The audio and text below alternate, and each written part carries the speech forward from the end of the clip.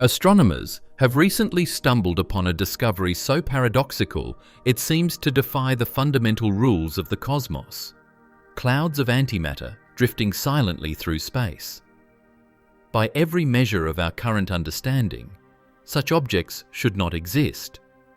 Antimatter, the mirror opposite of ordinary matter, is expected to annihilate instantly upon contact with the matter-dominated universe, releasing enormous bursts of energy. Yet, here are vast clouds, composed of this elusive substance, seemingly coasting through interstellar space without immediate destruction. The very existence of these clouds challenges our deepest assumptions about how the universe evolved, raising questions about the early moments of the cosmos, the behavior of high-energy astrophysical objects, and even the hidden architecture of matter itself. Could these clouds be remnants from a time when matter and antimatter were nearly balanced? Or are they products of exotic astrophysical phenomena we have yet to fully understand? The implications are staggering, suggesting that our universe may be far stranger and more complex than the tidy, matter-dominated picture science has long painted. Antimatter is one of the most fascinating and counterintuitive concepts in physics. A mirror image of the very matter that makes up everything we know in the universe. Every particle that exists in normal matter has a corresponding antiparticle. An electron has a positron, a proton has an antiproton, and a neutron has an antineutron. These antiparticles share the same mass as their matter counterparts, but carry the opposite electric charge. This fundamental opposition creates a universe in miniature. The particle and its antiparticle are perfect reflections, capable of annihilating each other in an explosive release of energy when they meet. In a sense, antimatter is both the twin and the nemesis of ordinary matter, identical in substance, yet antagonistic in effect.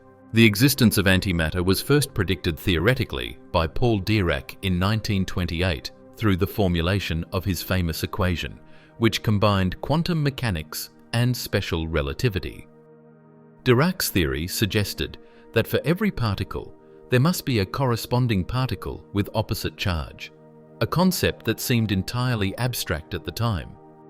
Yet just a few years later, the positron, the electron's antimatter twin, was experimentally discovered by Carl Anderson in cosmic rays, proving that antimatter is not merely theoretical.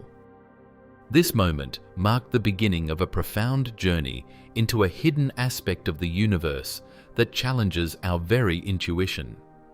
For every element of reality we consider familiar, there is a shadow version that is essentially the same, yet diametrically opposed. Antimatter is extraordinarily rare in the observable universe. While we can produce tiny amounts of it in particle accelerators or observe it fleetingly in radioactive decay, the cosmos we inhabit is overwhelmingly dominated by matter. The mirror universe of antimatter, if it existed in abundance, should produce catastrophic annihilations wherever it contacts normal matter, releasing energy so intense that it would be detectable across vast distances. Yet, the very discovery of antimatter clouds suggests that this rare substance can somehow exist in relatively stable configurations, drifting through space in quantities far larger than anything produced in human laboratories. This realization forces a re-evaluation of our assumptions, blending seamlessly with the shocking opening of our story. These clouds shouldn't exist, but here they are, prompting questions that reach into the origins of the universe itself. The very existence of antimatter clouds introduces one of the most confounding paradoxes in modern astrophysics, the annihilation problem. According to the laws of physics as we understand them, matter and antimatter are mutually destructive. When a particle of matter encounters its antimatter counterpart, they do not simply cancel each other out. They annihilate in an instantaneous release of energy, producing photons, typically gamma rays, and occasionally other particle-antiparticle pairs in the process. This reaction is extraordinarily energetic. For example, if a single gram of antimatter were to come into contact with 1 gram of ordinary matter, the resulting annihilation would release energy equivalent to roughly 43 kilotons of TNT, comparable to the explosive yield of a mid-sized nuclear bomb. This is why antimatter has long been thought of as both a potential fuel for futuristic propulsion and a theoretical instrument of cataclysm. In the context of the universe, where matter overwhelmingly dominates, even the smallest concentrations of antimatter should instantly collide with ambient matter and vanish in a blaze of gamma rays. Yet, somehow, clouds of antimatter appear to survive in interstellar space, which poses an extraordinary puzzle. Space is not a perfect vacuum. It contains diffuse gas, dust, cosmic rays, and stray particles, plenty of normal matter with which antimatter could collide. If these clouds are substantial enough to be detectable by modern gamma-ray observatories, they must somehow avoid continuous annihilation, raising the question, what mechanisms allow them to persist in a predominantly matter-filled universe? Some physicists propose that the answer might lie in the very structure of these clouds, which could be enveloped in magnetic fields or shock fronts that prevent direct contact with normal matter. Such a protective barrier, however, would have to be remarkably efficient, capable of shielding antimatter across vast scales and against the constant bombardment of interstellar particles moving at relativistic speeds. Even then, occasional particle collisions should generate detectable gamma rays, yet the patterns observed are sporadic and enigmatic, suggesting that the annihilation dynamics are more complex than simple matter-antimatter interactions. The paradox deepens when we consider the sheer scale implied by some of the observations. Unlike the tiny bursts of antimatter we generate in laboratories on Earth, which annihilate almost instantly, these cosmic clouds span potentially thousands of kilometers or more. For such large structures to remain intact over cosmic timescales, some unknown balancing act must be in place. Could there be regions of space where normal matter is unusually sparse? Or might these clouds be dynamically interacting with cosmic magnetic fields in ways that prevent the kind of collisions that would normally destroy them? The universe seems to have conspired to create conditions where annihilation, a process so fundamental that it underpins much of particle physics, is somehow delayed or mitigated, allowing antimatter to persist far longer than theory predicts. This not only complicates our understanding of antimatter itself, but also hints at larger unknowns regarding the distribution of matter and the structure of space on scales that dwarf even the solar system. Furthermore, the annihilation problem has profound implications for cosmology. The fact that the universe is dominated by matter rather than a balanced mixture of matter and antimatter is one of the great unsolved questions in physics. Known as the baryon asymmetry problem, it suggests that, in the moments immediately following the Big Bang, some mechanism favored the production of matter over antimatter. Yet if antimatter clouds are detectable today, it may indicate that pockets of antimatter somehow survived this primordial bias or were generated later through high-energy astrophysical events. Either scenario forces a re-evaluation of the assumptions underpinning our models of the early universe. It implies that the annihilation of antimatter was not complete, that certain regions were shielded, or that astrophysical processes can regenerate antimatter on scales large enough to persist in the cosmos. Each of these possibilities challenges the simplicity of our conventional models, suggesting a universe that is more intricate and less predictable than we have imagined. The observational consequences of this paradox are equally striking. Scientists rely on gamma-ray emissions to identify potential antimatter interactions because the annihilation of even tiny amounts produces highly energetic photons that can travel vast distances without significant attenuation. Yet the signals detected are not constant. They fluctuate in intensity and location, defying simple models of a homogeneously distributed antimatter population. This irregularity points toward the existence of complex dynamics within the clouds, such as turbulent magnetic confinement, ongoing creation of antiparticles, or interactions with unseen cosmic phenomena like dark matter. It may also suggest that antimatter clouds are transient objects, forming and dissipating over timescales that are extremely long by human standards, but fleeting in the life of a galaxy. The annihilation problem, therefore, is not just a theoretical curiosity, it is an active, observable conundrum that challenges the foundations of astrophysics and cosmology simultaneously. Even more provocative is the implication for potential encounters between these clouds and ordinary matter on larger scales. If a sufficiently massive antimatter cloud were to drift into a region dense with gas or dust, the resulting annihilation would release an energy output comparable to or exceeding that of a supernova. Such events could theoretically be detected as sudden, intense bursts of gamma rays, possibly explaining some of the enigmatic gamma ray bursts observed by space telescopes over the past decades. These bursts, often appearing without warning and from seemingly random regions of the sky, have long puzzled astronomers. Could some of them, in fact, be the annihilation signatures of antimatter clouds meeting matter-dominated environments? While this remains speculative, the annihilation problem underscores the stakes. The very survival of antimatter in a hostile, matter-filled universe is not merely a question of particle physics, but one that could have dramatic, observable consequences on a cosmic scale.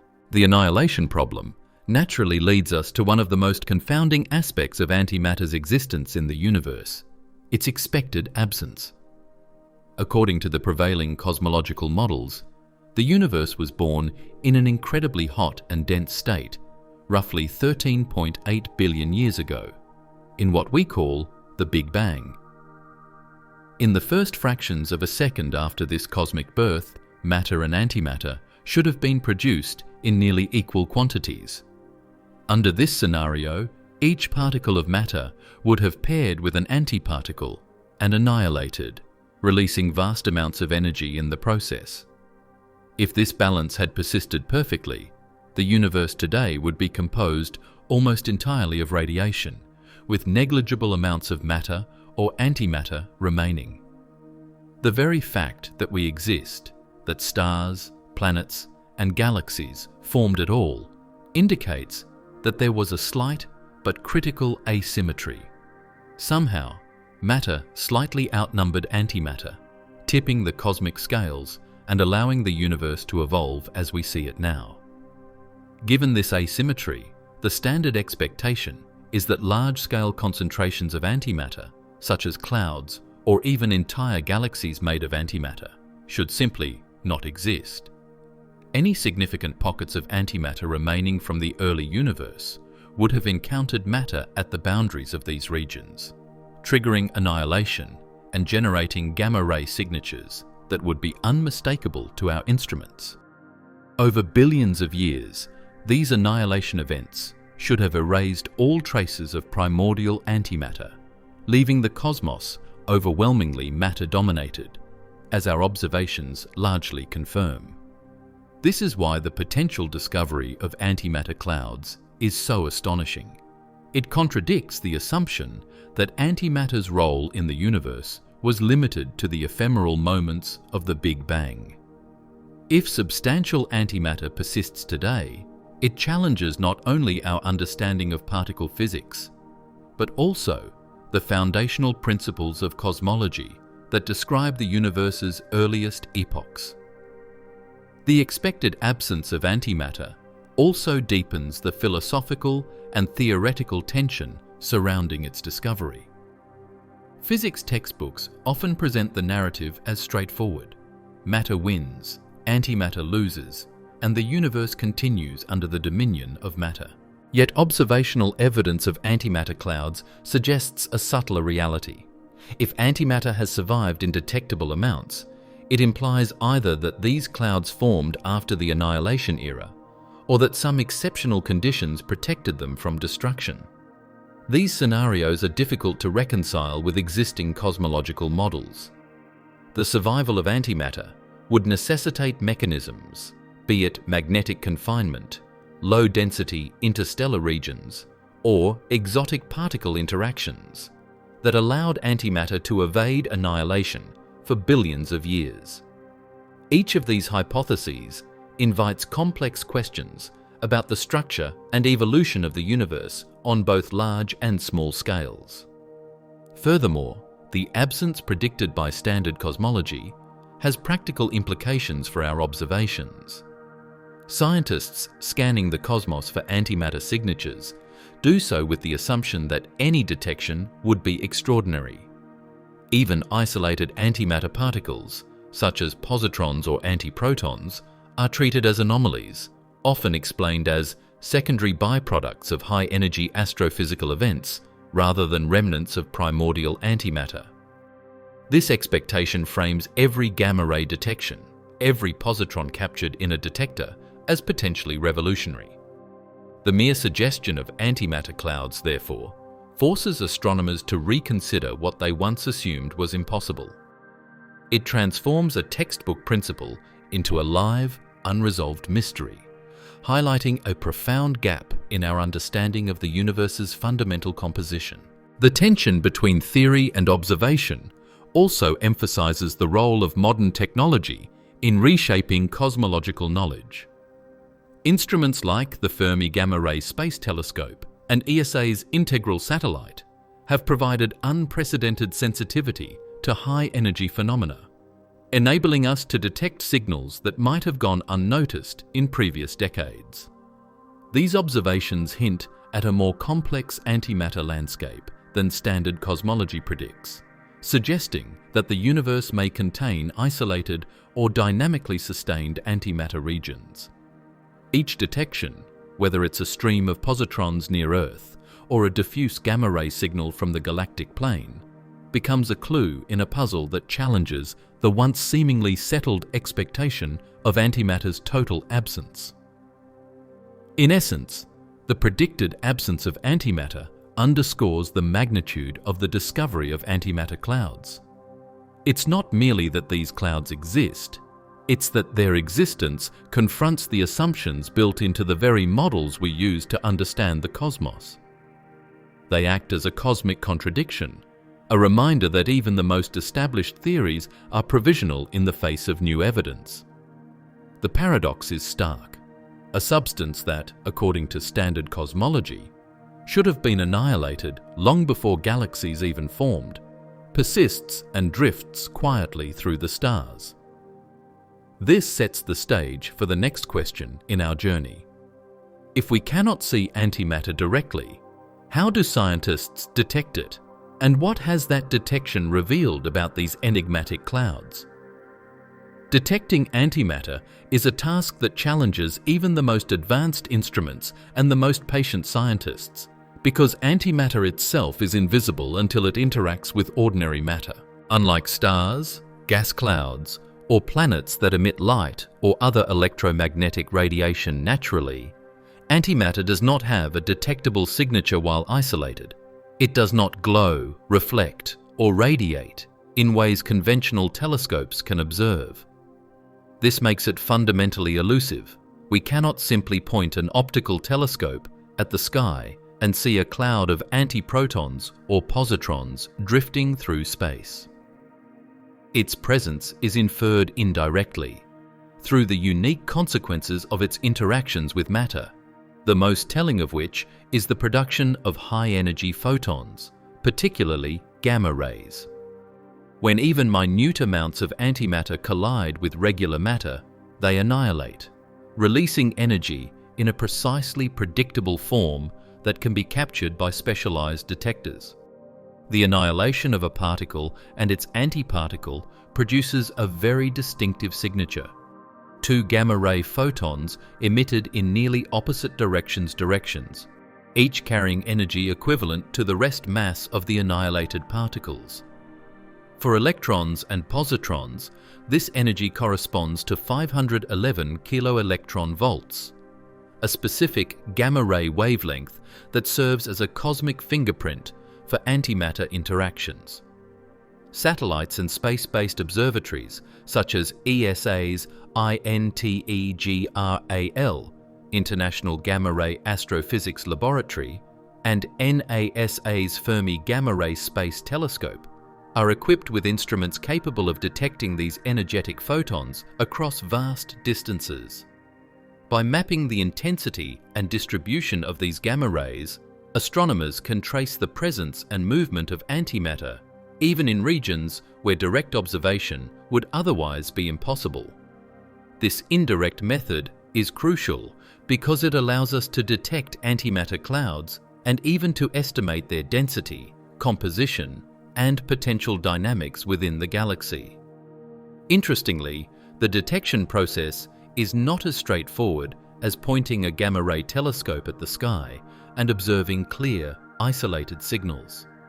Cosmic gamma rays are produced by a variety of astrophysical phenomena, including pulsars, supernovae, black hole accretion disks, and collisions of cosmic rays with interstellar gas. Differentiating between gamma rays produced by mundane processes and those signaling true matter-antimatter annihilation requires careful spectral analysis, high-resolution imaging, and often long-term observation campaigns. Scientists look for telltale signatures, such as the characteristic 511 kiloelectron volts emission line from electron-positron annihilation, or localized concentrations of high-energy gamma rays, without an obvious source in ordinary matter. It is through these meticulous observations that the first hints of antimatter clouds began to emerge, hidden within the complex tapestry of high-energy phenomena throughout the cosmos. Gamma-ray detection also offers insights into the spatial distribution and behavior of antimatter clouds. By observing the angles, intensities, and temporal variations of gamma-ray emissions, astronomers can infer whether these clouds are diffuse, compact, stationary, or moving at high speeds through interstellar space. Some regions of gamma-ray excess appear concentrated near the center of our galaxy, while others are more isolated, suggesting the existence of multiple, possibly unrelated sources of antimatter. Even small detections near Earth, such as those recorded by the Alpha Magnetic Spectrometer, AMS, aboard the International Space Station, provide clues that positrons and antiprotons may be escaping from distant astrophysical events, creating a faint but detectable antimatter halo in our local cosmic neighborhood. These detections, though indirect, are compelling evidence that antimatter is not confined to the ephemeral experiments of particle accelerators, but exists naturally in forms that we are only beginning to understand. Moreover, the techniques used to detect antimatter have pushed technology to its limits. Space-based gamma-ray detectors must operate above Earth's atmosphere, which blocks high-energy photons, and they must differentiate between cosmic signals and background noise generated by the instruments themselves. Detectors also need extremely precise calibration to measure the energy of incoming gamma rays accurately, because even a slight miscalculation could result in a false signal or a missed detection. Over decades, these instruments have evolved to become sensitive enough to detect the faint, intermittent signals produced when clouds of antimatter interact with the sparse matter of interstellar space. The precision of these measurements allows scientists to not only confirm the presence of antimatter, but also to begin theorizing about its origin, density, and the mechanisms by which it might persist despite the annihilation problem. In essence, the indirect detection of antimatter through gamma-ray signatures is both a marvel of modern astrophysics and a necessity imposed by the universe itself. Without these specialized instruments, the existence of antimatter clouds would remain entirely speculative, invisible against the vast canvas of the cosmos.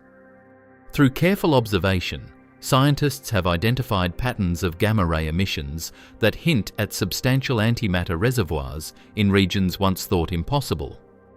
Each detection bridges the gap between theory and observation, offering a tantalizing glimpse into a universe where matter and antimatter coexist, defying our expectations and opening the door to deeper mysteries about the very fabric of reality.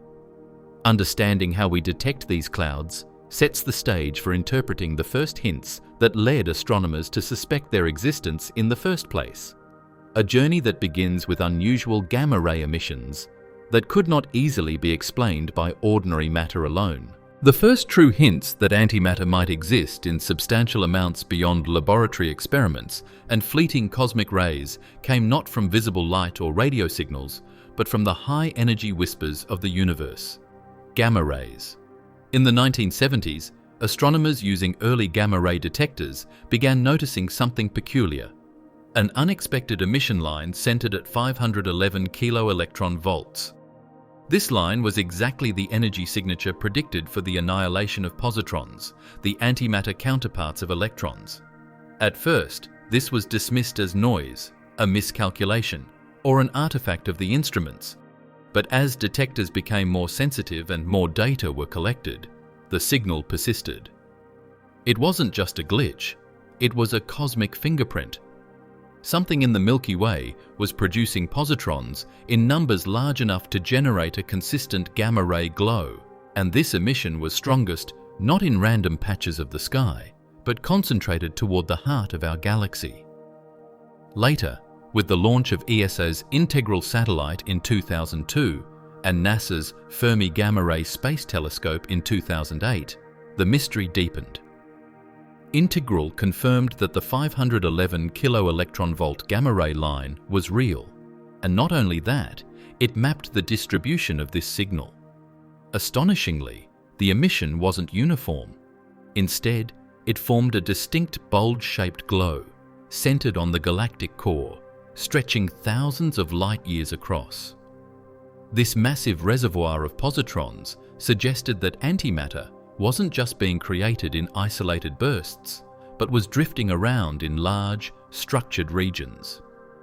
Fermi's more advanced instruments added another layer of complexity by detecting additional high-energy emissions, some of which were associated with powerful astrophysical objects like pulsars, but others remained unexplained. Taken together, these observations painted a picture of a galaxy that is, at least in some places, suffused with antimatter. What made these first hints so unsettling was not merely the detection itself, but the scale it implied. The amount of antimatter required to generate the observed gamma-ray glow was staggering, far more than could be accounted for by known processes such as radioactive decay of certain isotopes or interactions of cosmic rays with interstellar gas. It was as though the galaxy was hiding a reservoir of antimatter, one large enough to produce signals we could detect across tens of thousands of light-years. This raised immediate questions. Where was this antimatter coming from? And how could it persist without annihilating against the surrounding matter? The data suggested not only the presence of antimatter, but also that it was somehow being replenished or sustained, perhaps by processes we did not yet understand. Another striking aspect of these early detections was the shape and distribution of the gamma-ray emissions. If they had been evenly spread throughout the galaxy, one might assume a diffuse background process. But their concentration in the galactic bulge suggested a localized origin, possibly tied to dense clusters of stars, black holes, or exotic processes occurring near the center of the Milky Way. This localization hinted that the antimatter might be produced by extreme astrophysical events or compact objects such as pulsars or black holes, which are capable of generating enormous energies. Yet even these explanations could not fully account for the sheer quantity observed. The signals seemed too strong, too widespread, and too persistent to fit neatly into existing theories. They defied easy categorization, forcing scientists to consider possibilities as radical as antimatter clouds drifting through interstellar space. These first hints also carried profound implications for our broader understanding of the universe. If gamma-ray signatures were indeed being produced by widespread antimatter interactions, then the neat narrative of a matter-dominated cosmos needed to be revised. The universe wasn't as one-sided as we thought. It still bore traces of its lost twin. Each gamma-ray photon detected was like a faint echo from a hidden antimatter world, one that by all logic should have been destroyed long ago. And yet, these echoes were real, measurable, and persistent. They suggested not only that antimatter could survive in the universe, but also that it might be more common, more dynamic, and more deeply embedded in galactic processes than we had ever dared to imagine. In this way, the unusual gamma-ray emissions marked a turning point. What began as faint, puzzling signals on the edge of detectability evolved into one of the most enduring mysteries in modern astrophysics. Satellites like Fermi and Integral had opened a window onto a hidden dimension of the cosmos, revealing a reality that challenged fundamental assumptions. The question was no longer whether antimatter existed beyond particle accelerators. It clearly did. The new challenge was determining where it came from, how it survived, and what its existence revealed about the deep structure of the universe. And this leads us directly to the next revelation. Not only is antimatter drifting around in distant regions of the galaxy, but traces of it have been detected alarmingly close to home, in the very space around our own planet. The mystery of antimatter clouds became even more startling when scientists discovered that traces of antimatter weren't confined to the distant reaches of the galaxy. They were floating right here, in the immediate neighborhood of Earth. For decades, physicists suspected that high-energy cosmic rays striking Earth's atmosphere could generate fleeting bursts of antimatter. But the actual detection of antimatter particles in near-Earth space took this speculation to an entirely new level. Instruments aboard balloons lofted into the upper atmosphere first hinted at this phenomenon, picking up unusual signals consistent with positrons. However, it was the deployment of far more advanced detectors aboard the International Space Station, such as the Alpha Magnetic Spectrometer, AMS-02, that provided undeniable proof. Our planet is surrounded by a faint but persistent cloud of antimatter particles, drifting within the protective bubble of Earth's magnetic field.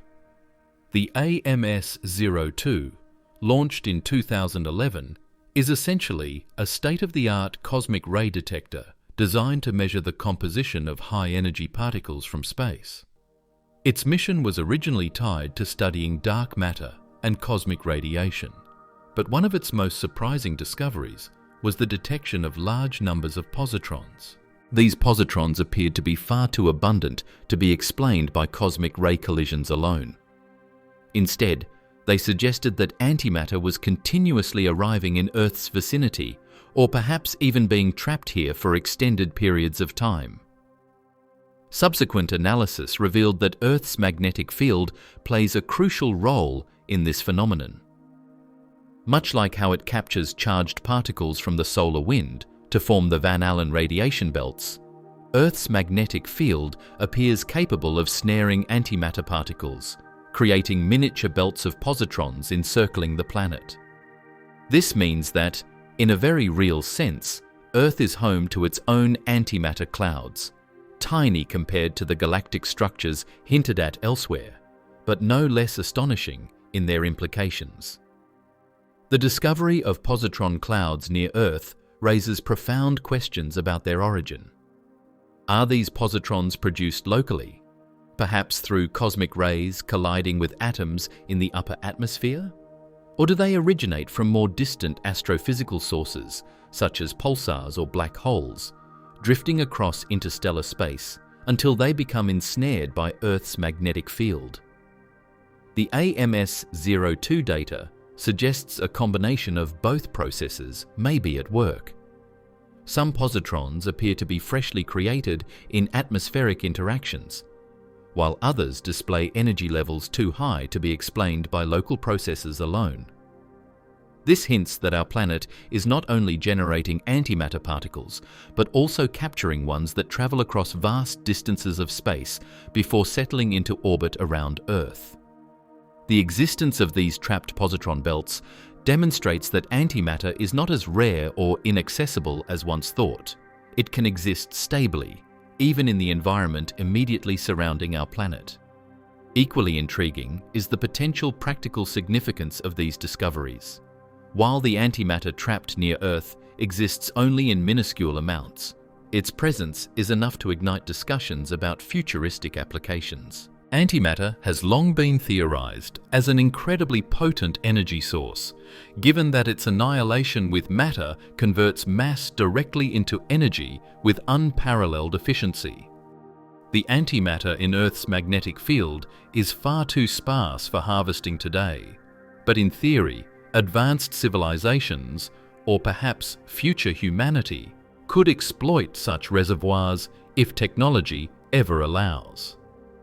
For now, the detection of positrons near Earth serves more as a scientific curiosity than a practical resource, but it underscores the point that antimatter is not confined to distant galaxies or exotic experiments.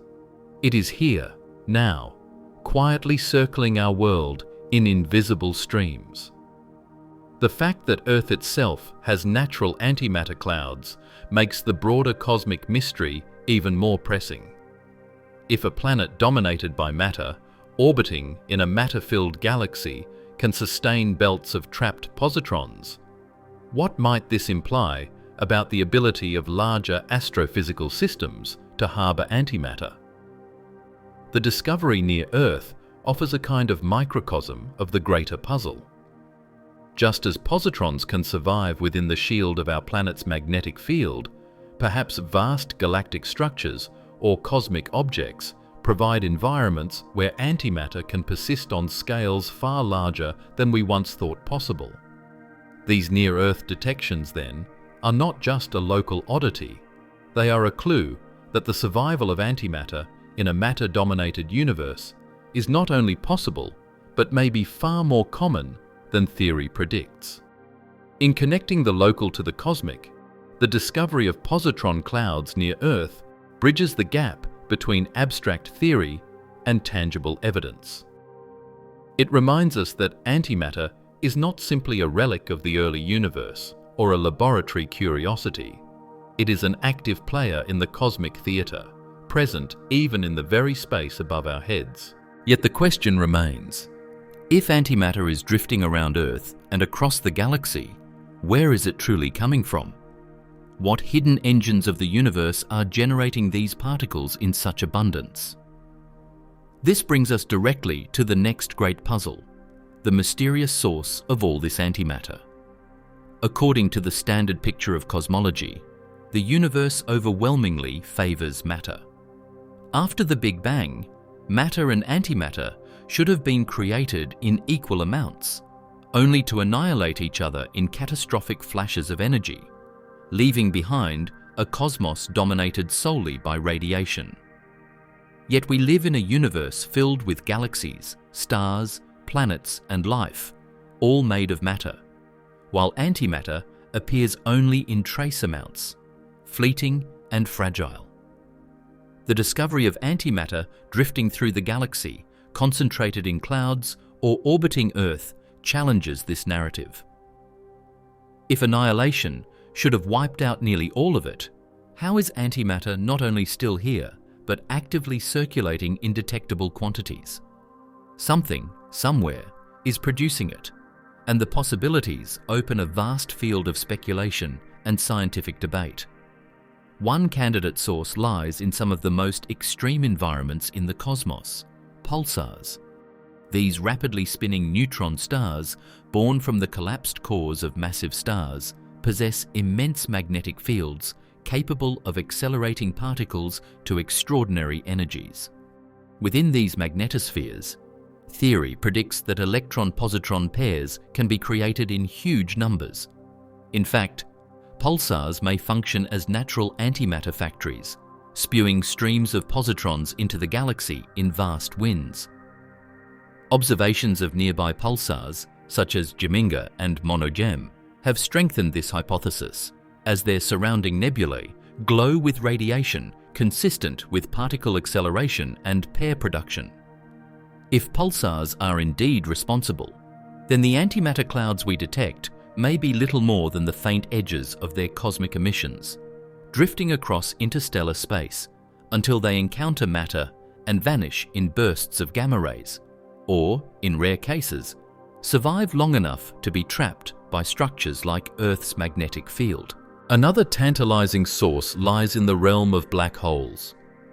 When matter spirals into the accretion disks surrounding these cosmic giants, conditions become so extreme, temperatures soaring, magnetic fields twisting, that particles and antiparticles may be born in the chaos. Some researchers propose that jets fired out of active black holes could contain streams of positrons, expelled at nearly the speed of light and scattering throughout interstellar space.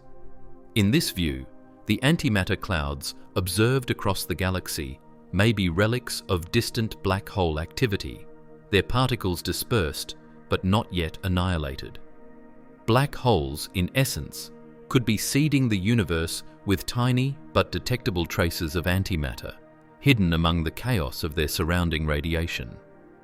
Yet, astrophysical explanations, while compelling, may not tell the whole story. There is also the possibility that the antimatter we detect is tied to one of the greatest unsolved mysteries in physics: dark matter. Dark matter is invisible, detectable only through its gravitational pull, and yet it appears to make up the majority of the universe's mass. Some theoretical models propose that when dark matter particles collide, they might annihilate into pairs of electrons and positrons, releasing telltale signatures of antimatter. If true, then the antimatter clouds we observe could be nothing less than indirect evidence of dark matter itself, a breathtaking connection between two of the universe's most elusive components. The idea that dark matter could be feeding the galaxy with antimatter opens new avenues of inquiry, connecting particle physics with astrophysical observations in profound ways. And still, there lingers a more unsettling possibility that the antimatter clouds represent not isolated events, but hints of entire regions of the universe where antimatter dominates. Could there be antimatter stars, antimatter planets, or even antimatter galaxies lurking just beyond our observational reach? If such structures exist, they would remain invisible until they collided with matter, producing catastrophic gamma-ray bursts. To date, no definitive evidence of antimatter galaxies has been found, but the presence of unexplained antimatter clouds within our own galaxy raises the haunting possibility that the cosmos may not be as one-sided as we believe. Perhaps matter and antimatter carved out separate domains in the early universe, coexisting in distant pockets and leaving behind subtle traces that drift across the boundary between them. The truth is, no single source has yet been confirmed. Pulsars, black holes, dark matter, cosmic ray interactions, or even more exotic explanations may all contribute to the antimatter seen today. What's clear is that the universe is producing or sustaining antimatter in quantities larger than expected, and the mechanisms behind this defy our conventional understanding. This makes antimatter not just a curiosity, but a key to unlocking deeper truths about the cosmos. The question of origin forces scientists to reconsider the balance of forces and processes at play in the universe, suggesting that we may have overlooked entire categories of astrophysical phenomena or misunderstood the very rules of matter itself. As these mysteries deepen, another profound question arises. If antimatter clouds are real and drifting through the galaxy, What does this mean for the safety of stars, planets, and perhaps even ourselves?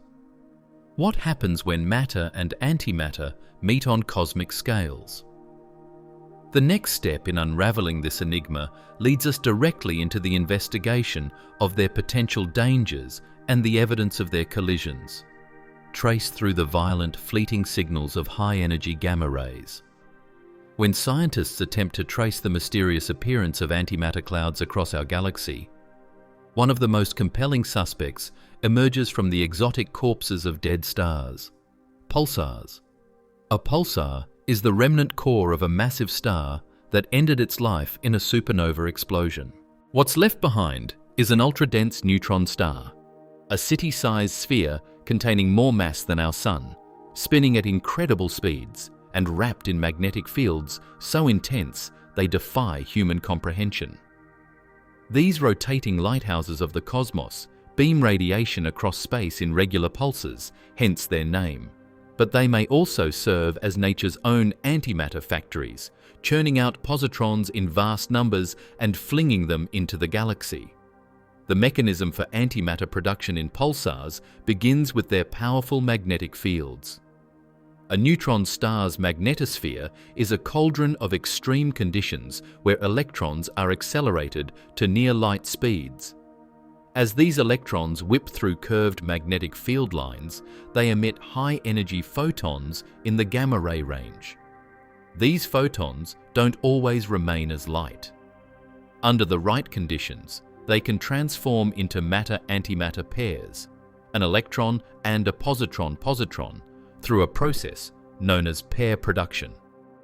This isn't a rare occurrence, but something that could happen continually around pulsars, creating showers of antimatter that escape into surrounding space. Over time, these emissions could form diffuse clouds of positrons that drift through the galaxy, exactly the sort of phenomenon satellites like Fermi and Integral have hinted at. Direct observational clues also support the pulsar hypothesis. For example, pulsars like Geminga and Monogem, both relatively close to Earth in cosmic terms, have been linked to excesses of positrons detected by cosmic ray observatories. These pulsars emit winds of charged particles, and models suggest that antimatter could be carried along in these outflows. The diffuse halos of radiation around such pulsars provide further evidence, as they glow in ways consistent with electrons and positrons interacting with interstellar material. If pulsars are indeed significant contributors to galactic antimatter, then every neutron star born from a supernova may be seeding the Milky Way with antimatter streams, making them an ongoing source rather than a rare anomaly. Yet, as with many cosmic mysteries, the pulsar explanation is not without its puzzles. One challenge lies in understanding how positrons could travel far enough from their source without annihilating. The interstellar medium is not a perfect vacuum. Even sparse amounts of gas or dust could wipe out antimatter quickly. For positrons to drift into large-scale clouds, they would need to survive long journeys through space, perhaps shielded by magnetic fields or carried along in concentrated jets that allow them to avoid matter for extended periods. This survival problem echoes the larger paradox of antimatter in the universe, how it lingers in a matter-dominated cosmos without instant destruction. Pulsars provide a mechanism for creation, but not yet a complete solution for longevity. Another complexity comes from the sheer number of pulsars required. While pulsars are numerous across the galaxy, only a fraction are active enough to emit significant antimatter, and even then, it is debated whether their contributions can explain the scale of antimatter detected so far. Some scientists argue that pulsars may account for local excesses near Earth, but fall short of explaining the larger antimatter signals seen from the galactic center or across wider cosmic regions. In this sense, pulsars might be part of the story, but not the entire answer. Nonetheless, pulsars remain one of the strongest candidates, both because their physics naturally allows for pair production and because observational data has already hinted at their involvement. Their study is crucial not only for solving the antimatter cloud mystery, but also for understanding fundamental particle interactions under conditions impossible to replicate on Earth. If pulsars are indeed spraying antimatter into the galaxy, they represent a natural laboratory where the universe itself is conducting experiments in high-energy physics. But pulsars are not the only suspects.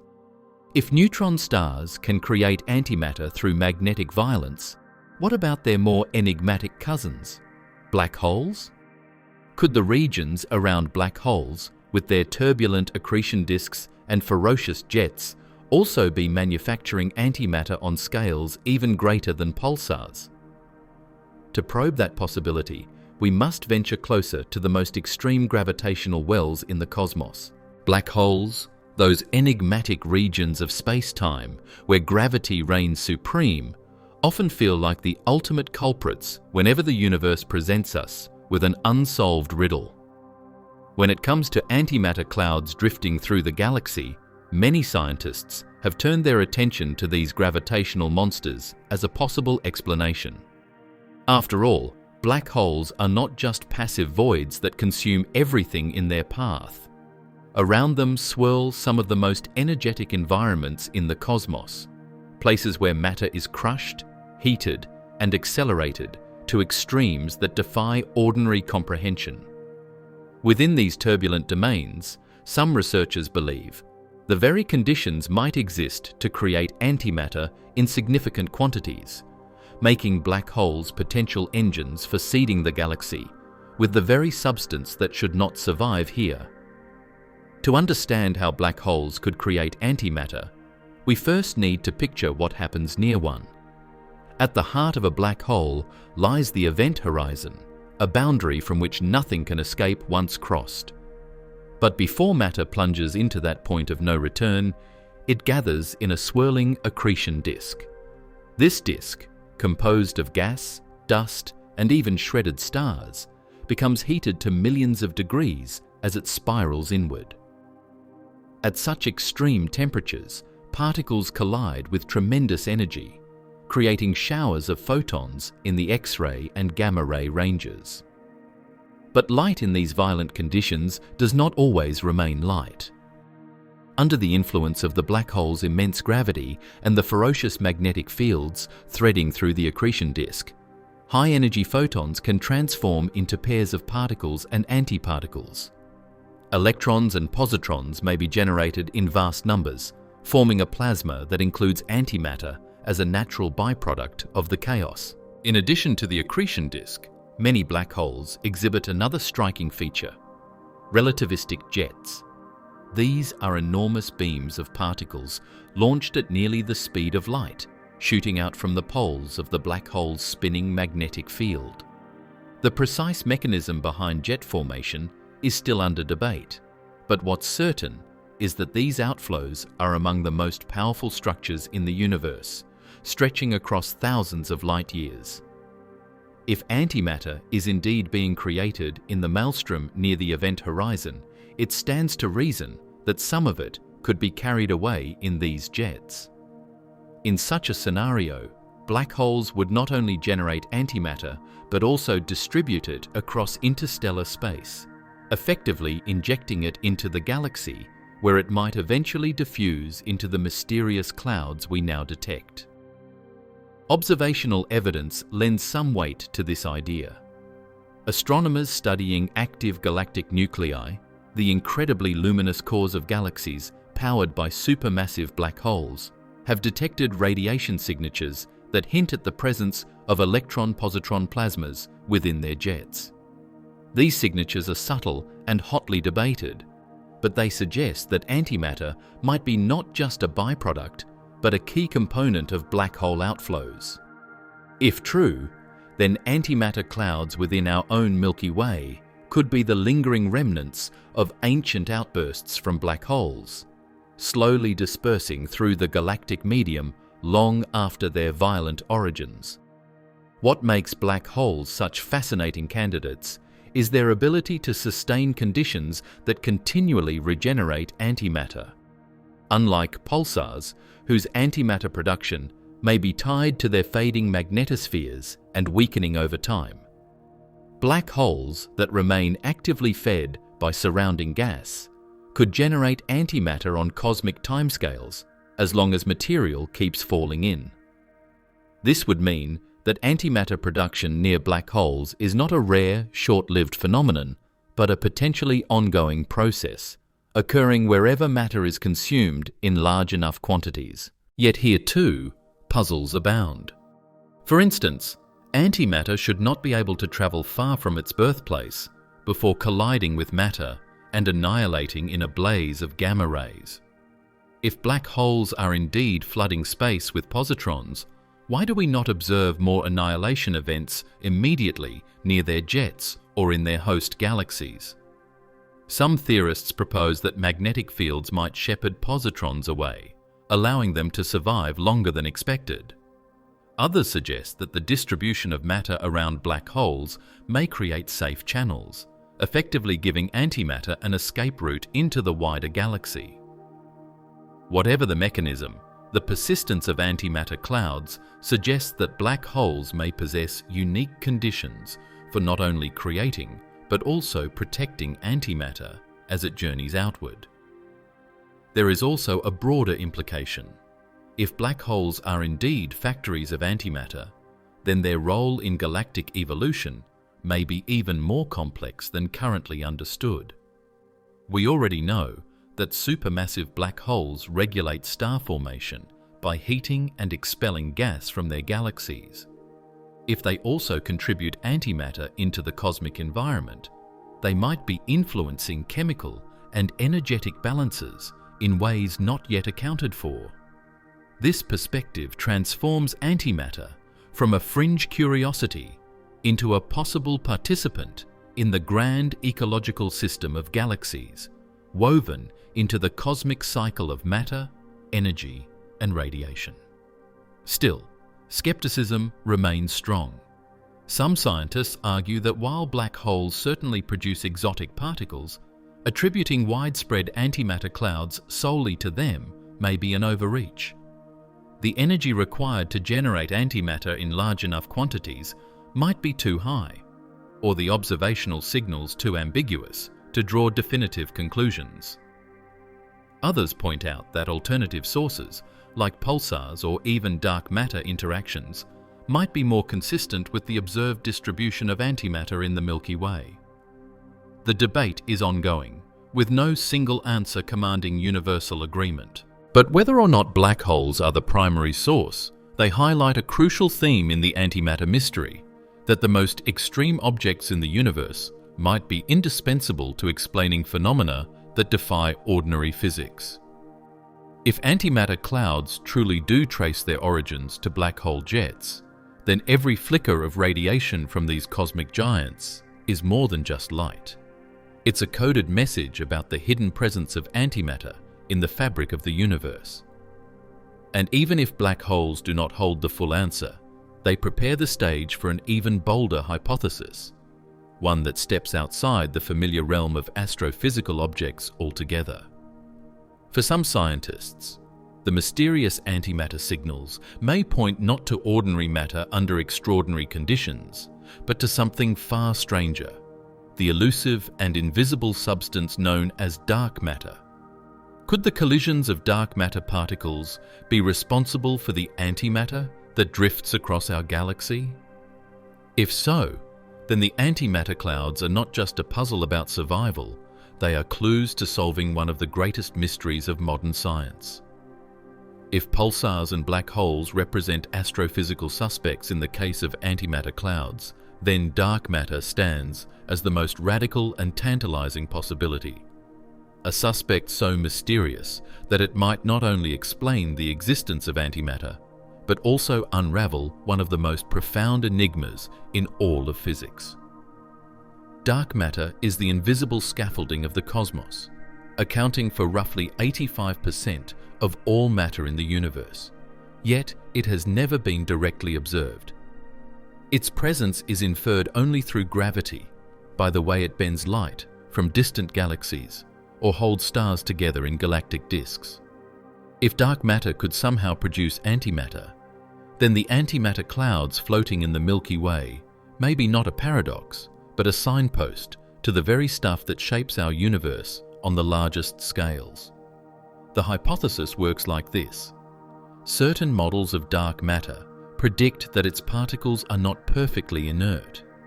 Instead, when two dark matter particles meet, they might annihilate each other in a way analogous to matter-antimatter interactions.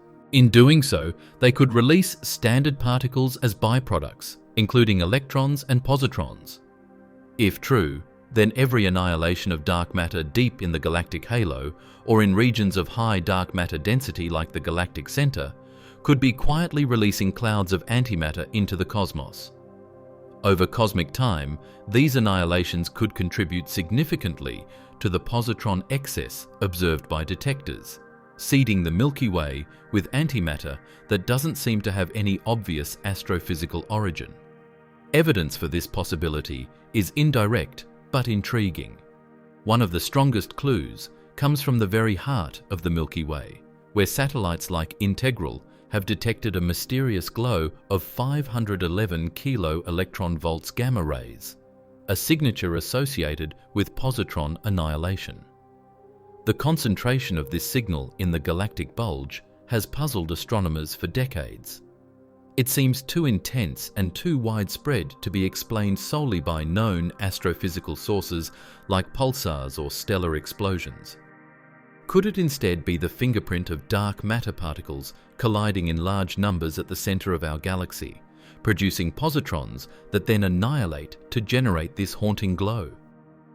While no consensus has been reached, the coincidence of this unexplained radiation with the regions where dark matter should be densest has kept the dark matter-antimatter connection alive in scientific debate. Further support comes from cosmic ray experiments. Instruments like Pamela, AMS-02, aboard the International Space Station, and DAMPE have all detected an excess of high-energy positrons in cosmic rays that exceeds what conventional astrophysical models predict.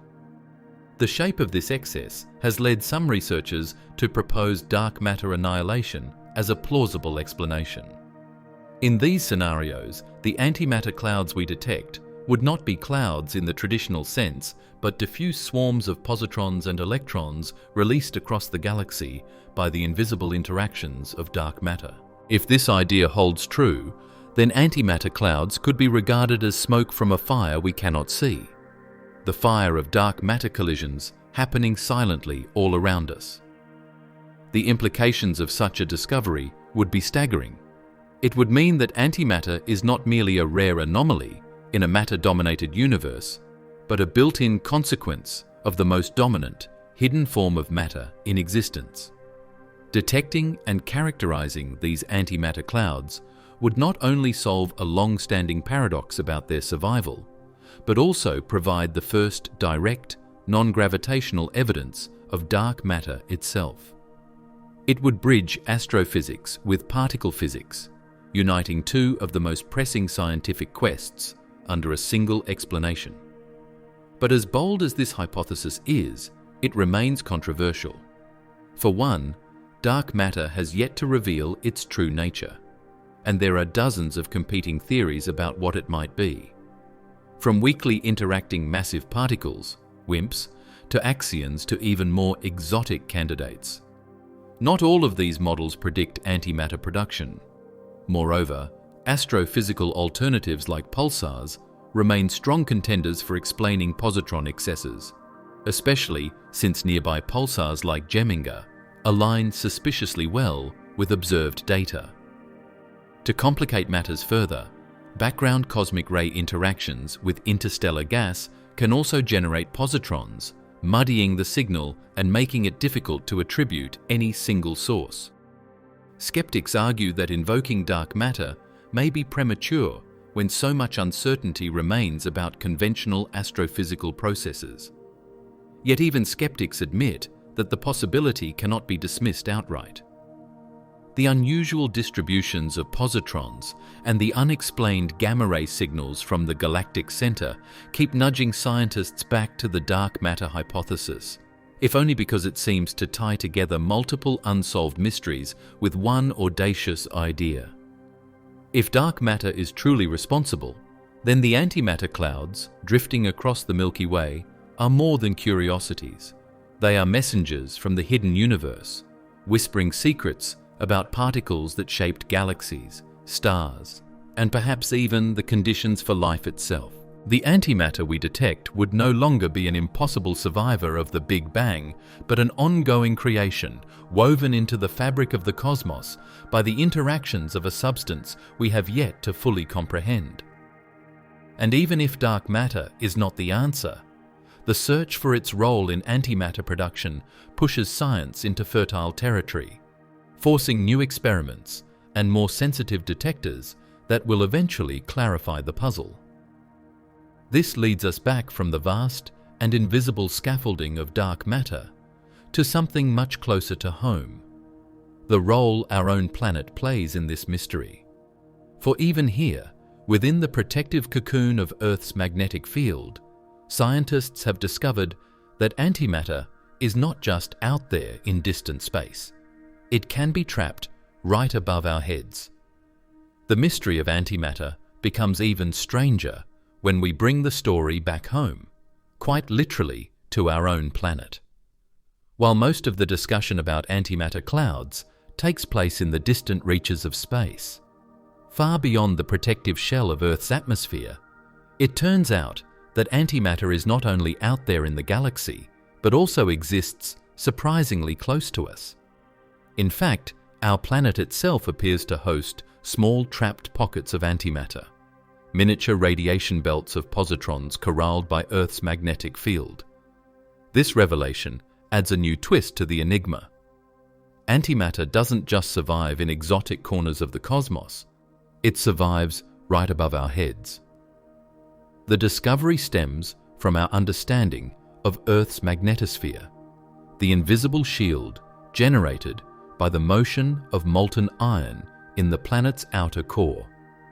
This magnetic field stretches far into space, forming a protective bubble that deflects much of the solar wind and cosmic radiation that would otherwise bombard the atmosphere.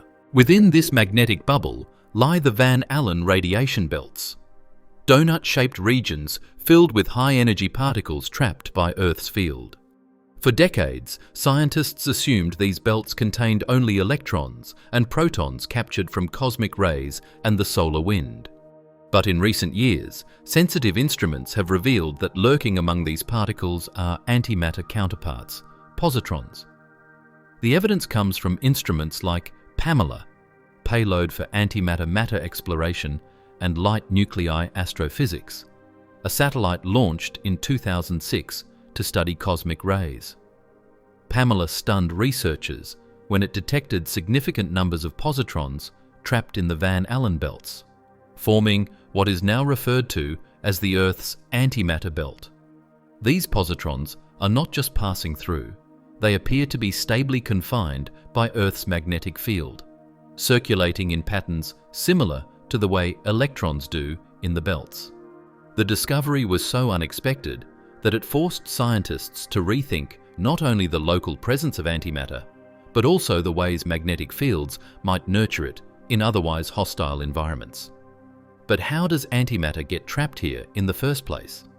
The most likely explanation involves cosmic rays, high-energy particles from deep space that smash into atoms in Earth's upper atmosphere. These collisions produce showers of secondary particles, including pairs of electrons and positrons.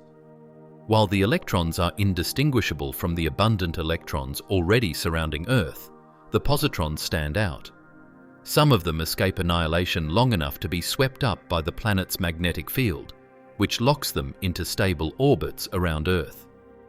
In effect, Earth becomes a kind of antimatter collector, gathering positrons created by cosmic ray collisions and storing them in its magnetic vaults.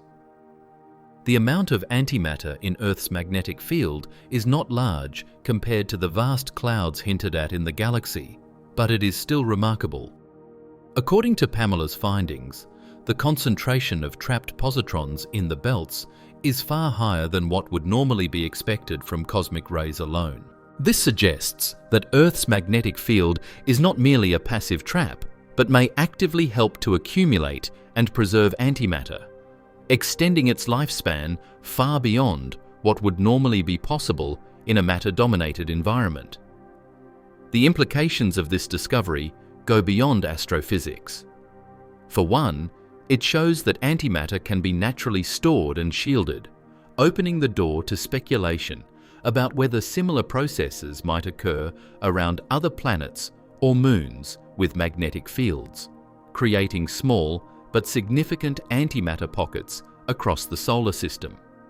More intriguingly, some scientists have speculated about the potential for harvesting antimatter from Earth's belts as a resource. Antimatter is often described as the most energy-dense fuel imaginable, with annihilation releasing far more energy per unit mass than nuclear fusion. While the quantities around Earth are minuscule compared to what would be needed for practical use, the very fact that nature provides a local reservoir of antimatter demonstrates that its collection is not purely science fiction. Still, the antimatter belts raise profound scientific questions. Why don't the positrons annihilate almost immediately upon formation? How do they persist in sufficient numbers to be measurable? And what does this tell us about larger-scale antimatter clouds in the galaxy? The answers seem to lie in the role of magnetic fields, both around Earth and elsewhere in the cosmos. Magnetic structures may provide the necessary sanctuaries for antimatter, separating it from ordinary matter long enough for us to detect it. If so, then Earth's antimatter belts may serve as a miniature model for processes happening on grander scales, offering a laboratory right above our planet to study one of the universe's strangest mysteries. In this way, the discovery of antimatter trapped in Earth's magnetic field bridges the cosmic and the local. It reminds us that the mystery of antimatter is not confined to distant galaxies or exotic stellar remnants. It is woven into the very space surrounding our world. But this revelation also sharpens the paradox. If antimatter can survive here, protected by the cocoon of a magnetic field, then perhaps similar processes allow entire clouds of it to persist in the wider galaxy. And yet, according to everything we know, they still shouldn't exist at all. This tension between observation and expectation brings us back to the central contradiction of the mystery. When we step back and examine the entire puzzle, the paradox becomes overwhelming. Antimatter, by all established physical principles, should not persist in any meaningful quantity within a universe dominated by matter. The moment even a handful of antiparticles drift into the presence of their matter counterparts, annihilation follows. This annihilation is not subtle. It produces a burst of high-energy gamma rays, a signature so unambiguous that astronomers rely on it to confirm the presence of antimatter in the first place. Yet the evidence reveals that clouds of antimatter do not just appear momentarily and vanish. Instead, they seem to linger, suspended in the galaxy in ways that defy every expectation. The very detection of these clouds implies that antimatter is either being continuously replenished faster than it is destroyed, or that it is somehow shielded from matter in a way we do not yet understand. Both possibilities challenge our understanding of physics at the deepest level. This is why antimatter clouds are such an enigma. They contradict the rules of survival that the universe has followed for over 13 billion years. In the standard model of cosmology, the asymmetry between matter and antimatter was supposedly resolved in the earliest fractions of a second after the Big Bang. Whatever slight imbalance tipped the scales toward matter's dominance left us with the universe we know today, where atoms, stars, planets, and life itself are all constructed from matter. That imbalance should have eliminated the possibility of antimatter persisting anywhere on large scales. Yet here we are, staring at signals from the cosmos that imply vast regions where antimatter exists, seemingly untouched by its destructive twin. To make matters more perplexing, these antimatter clouds cannot simply be illusions or mistaken identities. Instruments have been meticulously calibrated, data has been cross-checked across different detectors, and the unmistakable fingerprint of gamma rays from annihilation events continues to show up. If antimatter clouds were fleeting anomalies, we might dismiss them as byproducts of rare collisions or chance alignments.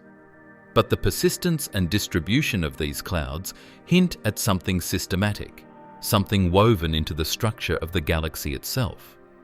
That raises the haunting question: is there a mechanism in the universe we have entirely overlooked? One that allows antimatter to coexist with matter against all odds? Some researchers have speculated that perhaps there are hidden regions of space where matter is unusually scarce, providing safe havens for antimatter to gather and form clouds without constant annihilation. In these cosmic pockets, the density of ordinary particles may be so low that antimatter can drift freely for long stretches before encountering its opposite. But even this explanation is unsatisfying, because the interstellar medium, though sparse, is never completely empty. A single proton or electron striking an antiparticle is enough to erase it from existence. For antimatter to exist in cloud-like quantities, there must be either a constant production mechanism or a protective barrier of some kind. Neither has been observed in a convincing way. Another possibility lies in processes we still do not fully comprehend. Quantum fields, exotic particle interactions, or dark sector physics could all play roles in sustaining antimatter against annihilation. If antimatter is being continuously generated, perhaps by pulsars, black holes, or even the decay of dark matter particles, it would mean these clouds are not relics of the Big Bang at all, but rather ongoing phenomena that have persisted throughout cosmic history. That would shift the paradox from one of survival to one of origin. Instead of asking how antimatter clouds have lasted this long, we would have to ask why the universe is still producing them in the first place. No matter how one approaches the problem, the conclusion is unsettling. Antimatter is not supposed to be out there in the open, floating through the galaxy in measurable concentrations. Yet our instruments insist it is. If we trust the data, and science demands that we do, then something profound is missing from our understanding of how the cosmos works. Either the mechanisms of annihilation are not as absolute as we believed, or the sources of antimatter are more prolific and persistent than current models can explain.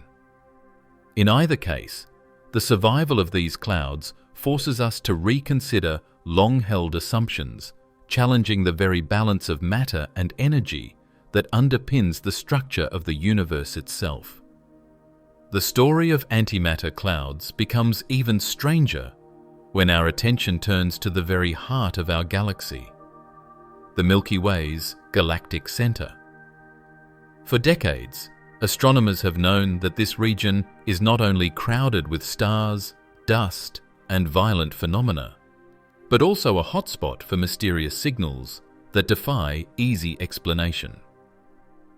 Among the most compelling of these signals is a steady and powerful stream of gamma rays, the telltale markers of antimatter annihilation.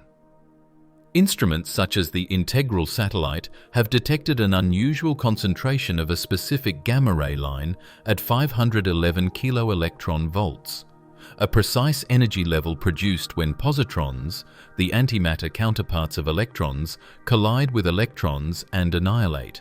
What makes this observation so remarkable is not just the clarity of the signal, but its sheer intensity. The galactic center is producing an enormous quantity of antimatter signatures, far more than any single known astrophysical process should be capable of generating. At first glance, it might seem reasonable to attribute these emissions to ordinary cosmic activity. The galactic center is home to dense star clusters, supernova remnants, pulsars, and of course, Sagittarius A, the supermassive black hole anchoring our galaxy. All of these are energetic environments where particle collisions and exotic processes occur.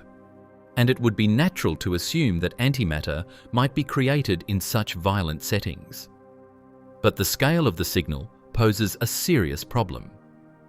Calculations show that the number of positrons annihilating near the galactic center is so vast that it requires a continuous production rate of nearly 10 to the power of 43 positrons per second. That is not a typo, 43 zeros.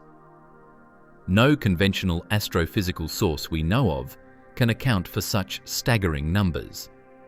This leaves scientists grappling with one of the most confounding mysteries in high-energy astrophysics. If pulsars, supernovae, or black hole jets are not enough to explain the observations, then either there is some hidden mechanism producing antimatter on a galactic scale, or our understanding of the processes themselves is incomplete. The galactic center, already a cauldron of extremes, becomes even more enigmatic in light of these findings. Could it be that unknown interactions within the dense star fields or the accretion disk around Sagittarius A are churning out antimatter far more efficiently than expected? Or is there something altogether new at play, something beyond the physics we currently recognize? Adding to the puzzle is the distribution of the signal.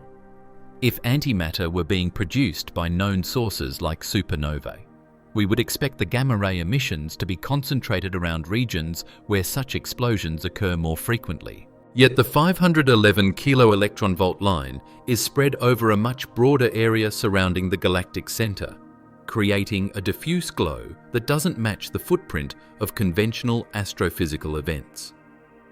This diffuse pattern suggests either that positrons are being created everywhere in that central region, or that they are born in one location and somehow manage to drift over vast distances before annihilating.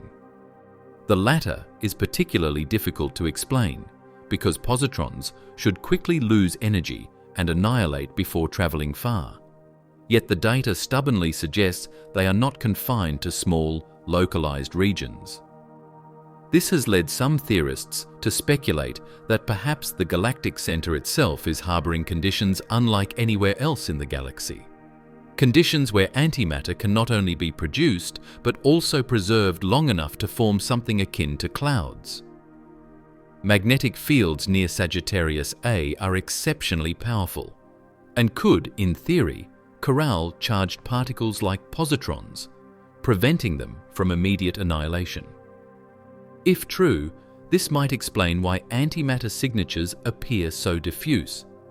The particles are being trapped, redirected, and smeared across the galactic bulge, creating a wide, glowing halo of annihilation radiation. But this explanation still leaves us with a pressing question.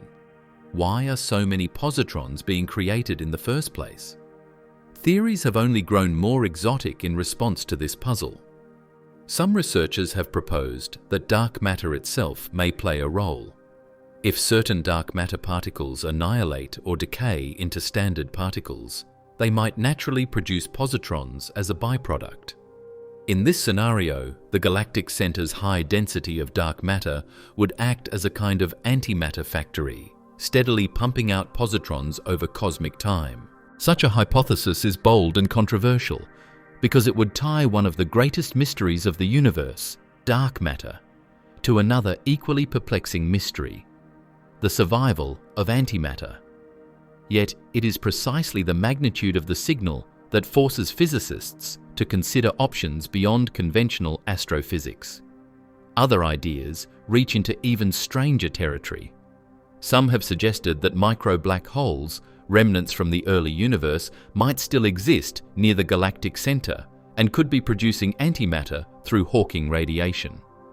Though purely hypothetical, this would provide a natural source of positrons on a grand scale, as tiny black holes slowly evaporate and release exotic particles. Still others have wondered whether new undiscovered forces or particles could be mediating the production and survival of antimatter, hidden within the chaotic depths of the galactic core. Each of these proposals illustrates the profound uncertainty that surrounds the question. Our models of the cosmos simply cannot reconcile the overwhelming data without invoking phenomena that stretch the limits of known physics. What makes the galactic center mystery so compelling is that it does not exist in isolation. It connects directly to the broader enigma of antimatter clouds throughout the galaxy. If the Milky Way's heart is producing antimatter in such prodigious amounts, then perhaps the clouds we detect elsewhere are not isolated oddities, but part of a larger galactic pattern. The central engine of the galaxy might be seeding space with positrons, which then drift outward, occasionally forming localized accumulations that survive against all odds. In this sense, the galactic center could be the beating heart of antimatter production.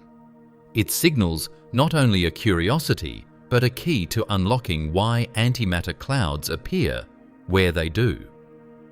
Yet, for all the speculation and theorizing, the truth remains elusive. The antimatter signals from the galactic center stand as a challenge to astrophysicists, a puzzle piece that does not fit neatly into the existing picture of the universe. Every new observation sharpens the paradox. We live in a cosmos dominated by matter, yet we see the fingerprints of antimatter on scales far larger than any laboratory experiment could replicate. And nowhere is this contradiction more glaring than at the heart of our own galaxy. It is here, amid the gravitational pull of Sagittarius A and the swirling chaos of countless stars, that antimatter's survival story becomes most vivid and most baffling. The mystery of antimatter clouds naturally leads us to a much more radical and unsettling question. What if these clouds are not isolated anomalies at all, but hints of something far larger? What if entire regions of the universe, perhaps whole stars, planets, or even galaxies, are made not of matter, but of antimatter? It sounds like the premise of science fiction, yet physics does not forbid such a possibility.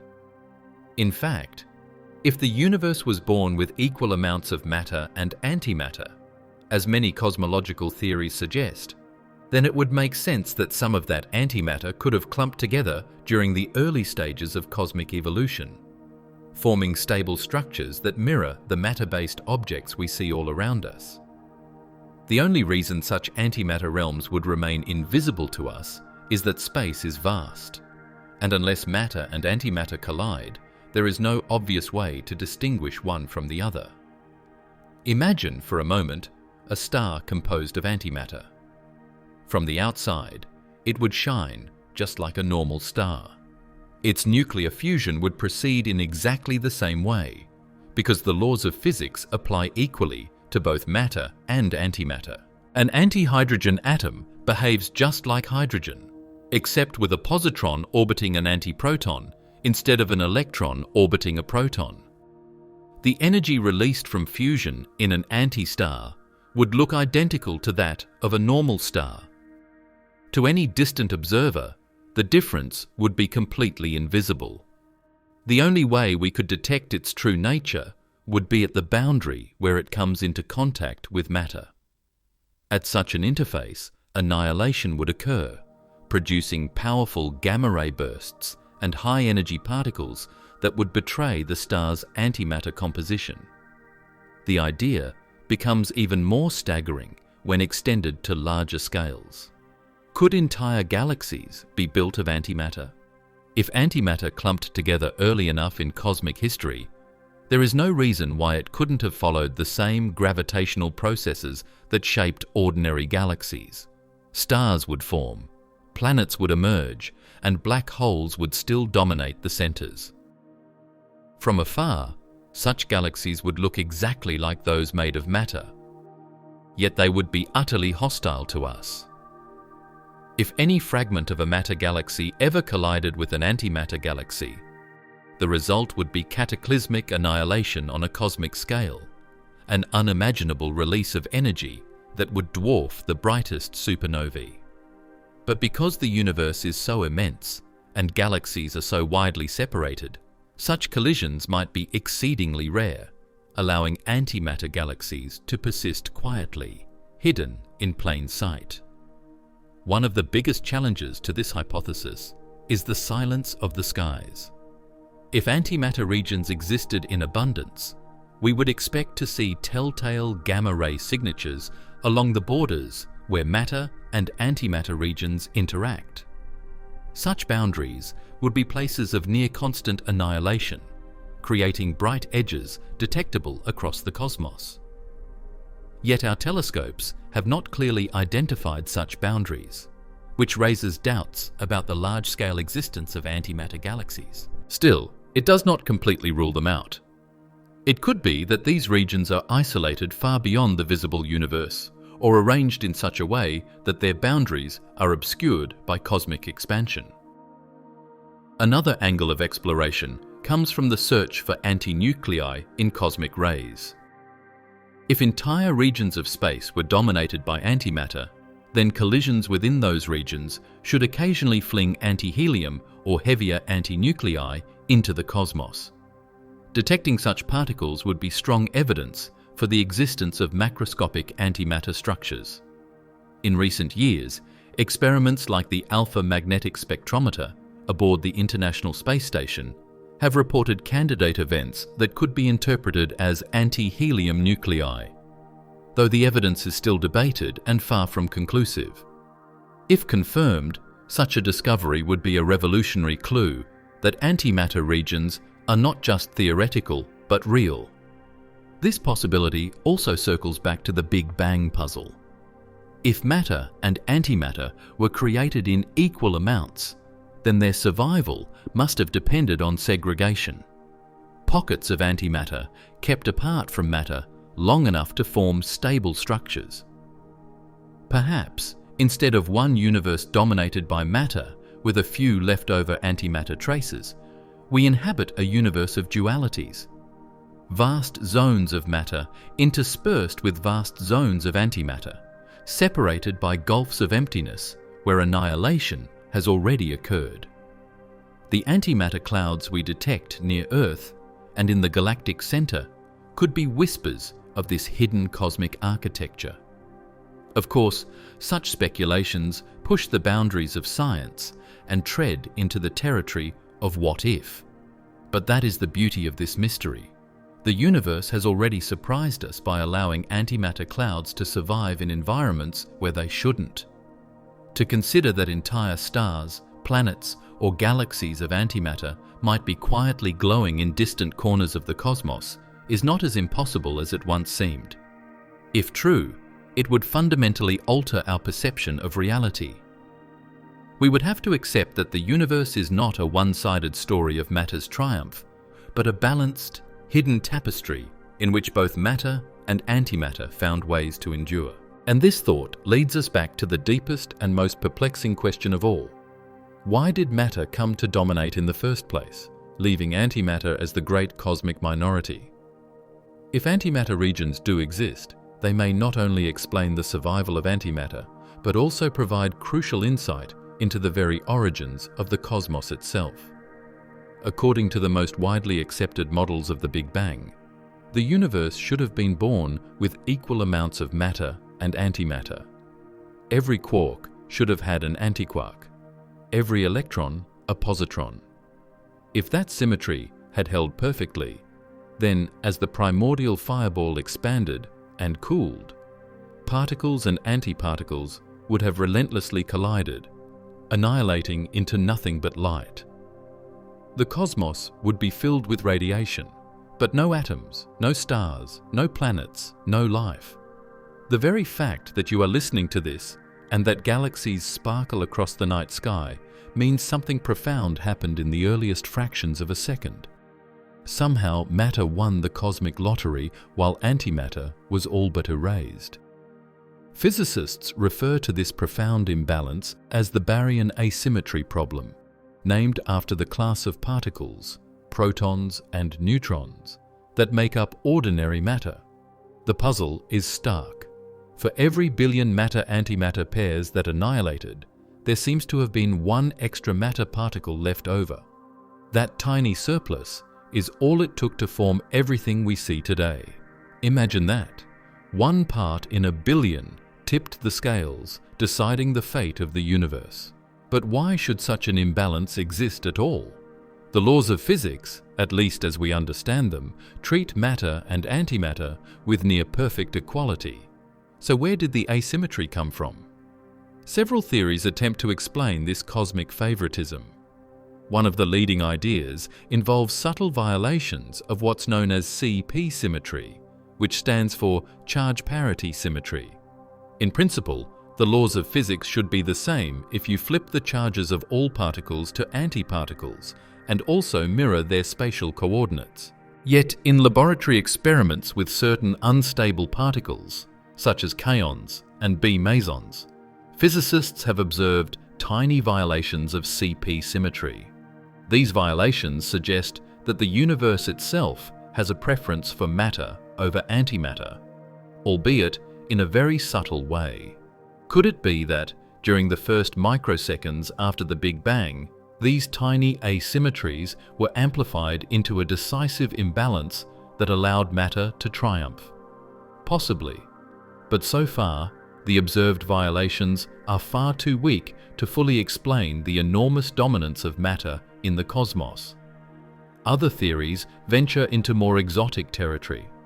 Some propose that the imbalance arose during a process known as baryogenesis, a hypothetical set of events in the early universe where high-energy interactions could have tipped the balance in favor of matter. These scenarios often invoke unknown particles or forces beyond the standard model of physics, suggesting that our current understanding of the universe is only scratching the surface of a deeper reality. If true, then the survival of antimatter clouds today may not be a paradox, but rather a relic of that more complex past. A hint that matter's victory was never absolute, and pockets of antimatter endured against the odds.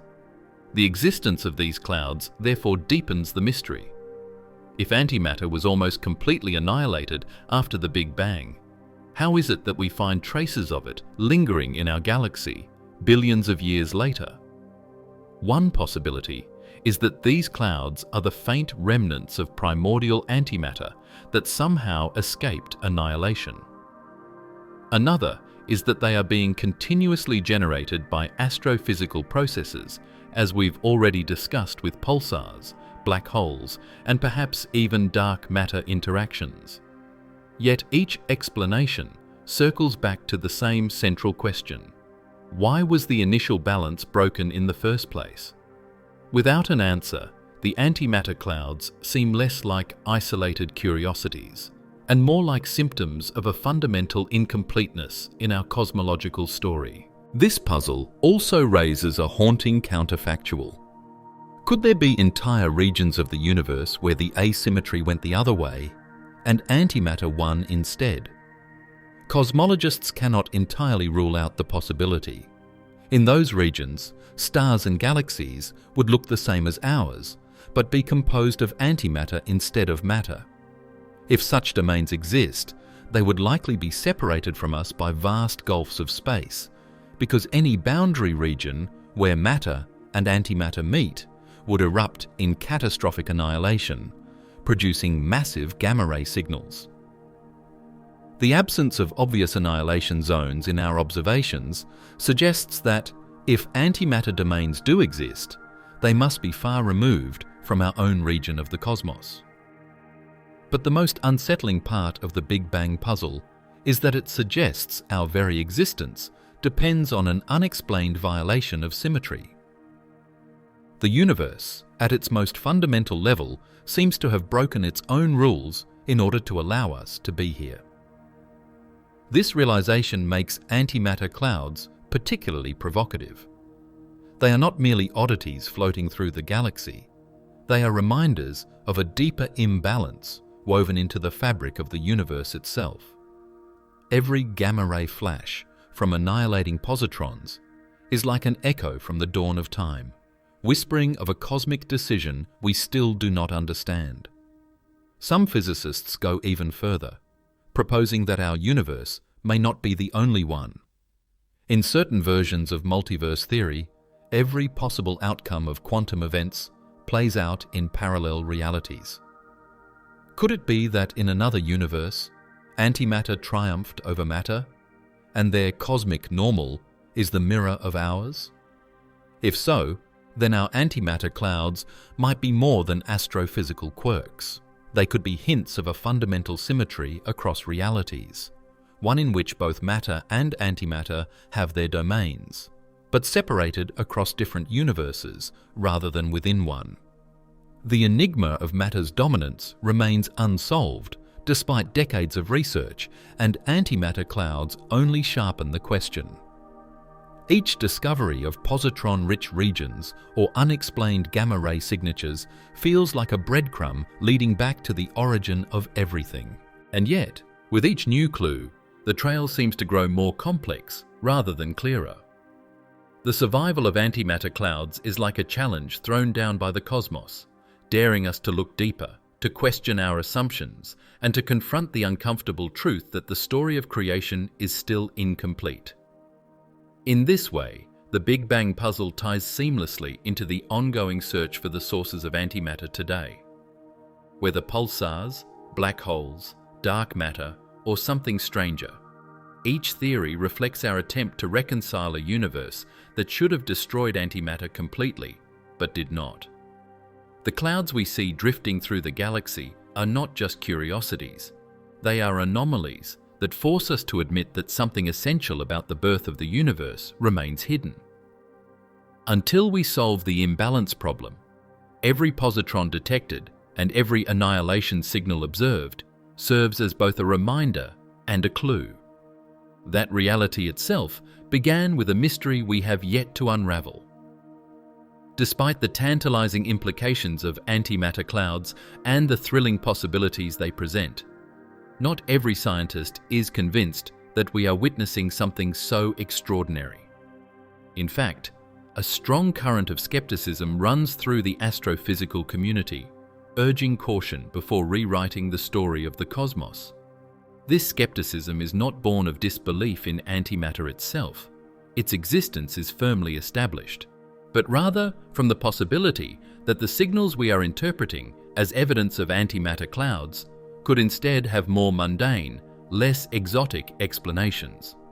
Science thrives on skepticism after all, and the extraordinary claim that entire clouds of antimatter are drifting through the galaxy demands extraordinary evidence.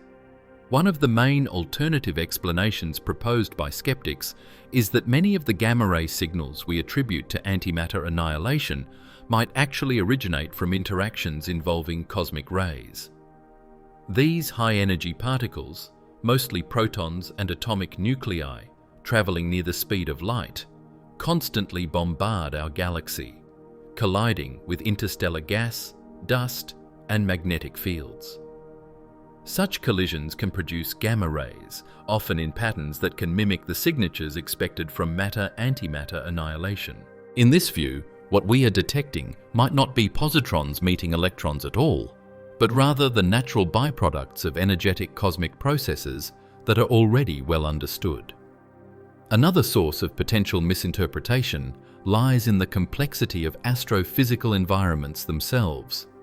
Regions like the galactic center are so dense and turbulent that untangling their signals becomes an almost Herculean task. When satellites like Integral or Fermi detect gamma-ray emissions, scientists must sift through countless overlapping processes: stellar winds, magnetic interactions, black hole activity, and more. It is entirely plausible that what appears to be the fingerprint of antimatter clouds is in fact a composite of many ordinary processes, blending together in ways that are difficult to disentangle. In this sense, antimatter becomes a tempting but perhaps premature explanation for a signal that could simply be noise from known physics on a massive scale. Skeptics also raise concerns about the instrumentation itself. Gamma-ray astronomy is notoriously challenging. Detecting these high-energy photons requires sensitive instruments operating in space far from Earth's atmosphere, which absorbs most gamma radiation. While missions like Integral and Fermi are cutting edge, no instrument is perfect. Background noise, calibration errors, and statistical anomalies can all create false positives. A handful of ambiguous events can, if overinterpreted, snowball into claims of antimatter detection where none exists. Until independent instruments repeatedly and unambiguously confirm the same results, some scientists argue that caution is the wiser path. This skeptical perspective doesn't deny the possibility of antimatter clouds, but emphasizes the need for rigorous testing of alternative hypotheses. In fact, such scrutiny is vital for progress. Extraordinary discoveries in science are often born from anomalies that at first seemed mundane. Think of the discovery of cosmic microwave background radiation, which was initially mistaken for pigeon droppings interfering with a radio antenna. Or the discovery of pulsars, which were so baffling at first that scientists nicknamed them LGM, for little green men, because the signals seemed too strange to be natural. In both cases, careful investigation revealed groundbreaking truths. But in just as many cases, anomalies have been explained away as experimental artifacts or misinterpretations. The line between discovery and illusion is thin, and skepticism is the compass that prevents us from straying too far into speculation. There is also a philosophical caution here. Scientists know that humans are prone to what is called confirmation bias, the tendency to favor interpretations that support exciting or preconceived notions. The idea of antimatter clouds surviving in a matter-dominated universe is so dramatic, so revolutionary, that it risks becoming an irresistible narrative. But nature does not bend to our narratives, it simply is what it is. By insisting on alternative explanations, cosmic rays, black hole jets, mundane high-energy collisions, skeptics remind us that the universe often hides its wonders within ordinary processes. It is a challenge to look closely enough to tell the difference. Yet, it is also important to note that skepticism does not necessarily mean disbelief. Many of the scientists raising these counter-arguments are also deeply engaged in designing experiments and instruments that could confirm or refute the antimatter hypothesis once and for all. Their skepticism is not a roadblock, but a guiding principle, ensuring that when we finally declare the existence of antimatter clouds, the evidence is ironclad. In this way, the push and pull between excitement and skepticism forms the very engine of scientific progress. Still, even skeptics admit that some aspects of the data remain hard to explain with conventional mechanisms alone. The sheer intensity and spread of gamma-ray emissions near the galactic center, for example, defy easy attribution to known cosmic ray interactions. The detection of positrons near Earth's orbit also raises uncomfortable questions, since local cosmic ray activity cannot fully account for their abundance. These lingering anomalies leave just enough room for the antimatter hypothesis to persist as a serious possibility, even in the face of doubt. And so, the debate continues. Are we truly seeing antimatter clouds defying the laws of probability, or are we being misled by the chaotic noise of the cosmos? The only way to know for certain is to continue refining our tools, conducting more precise measurements, and testing every possible explanation. Skepticism forces us to sharpen our science, to separate the extraordinary from the illusory. If the signals do turn out to be mundane, then we will have learned something important about cosmic rays and astrophysical environments. But if, after all the skepticism and testing, the signals remain stubbornly tied to antimatter, then the discovery will carry even greater weight because it will have survived the most rigorous scrutiny science can offer. And with this balance between doubt and wonder, we return to the looming question: If these signals really are from antimatter, what happens if one of these clouds collides with ordinary matter on a grand scale? That is where the mystery transforms into a vision of catastrophic power, one that reveals just how dangerous and extraordinary these objects could truly be. If a large antimatter cloud were to collide with ordinary matter, the consequences would be nothing short of apocalyptic on a cosmic scale. Unlike chemical or nuclear reactions, which release energy in proportion to the bonds broken or nuclei fused, matter-antimatter annihilation converts 100% of the mass involved directly into energy, following Einstein's famous equation E equals mc squared. To put this into perspective, a single kilogram of antimatter reacting with a kilogram of matter would release roughly 9 times 10 to the 16th joules of energy, equivalent to the detonation of about 21 megatons of TNT. This is thousands of times more energetic than any nuclear bomb ever detonated on Earth. And a cloud of antimatter, the size of even a small asteroid, could obliterate an entire star system if it encountered enough normal matter. In the vast emptiness of space, such a collision would initially be local, but the scale of the resulting blast would be enormous. When the first antimatter particles meet matter, gamma-ray photons are emitted almost instantaneously, forming an incredibly intense burst of high-energy radiation. This radiation would ionize any nearby interstellar gas, stripping electrons from atoms and creating a massive expanding plasma bubble. The temperature in this region could soar to billions of degrees, hotter than the core of any star.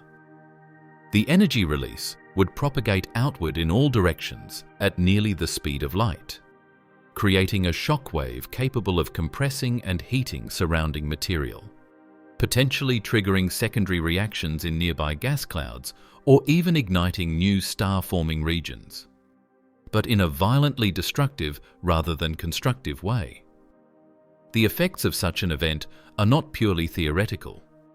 Astrophysicists have long studied gamma-ray bursts, GRBS, as some of the most energetic phenomena in the universe, and although GRBS are usually attributed to supernovae or black hole mergers, the annihilation of a massive antimatter cloud with matter would produce radiation of similar intensity.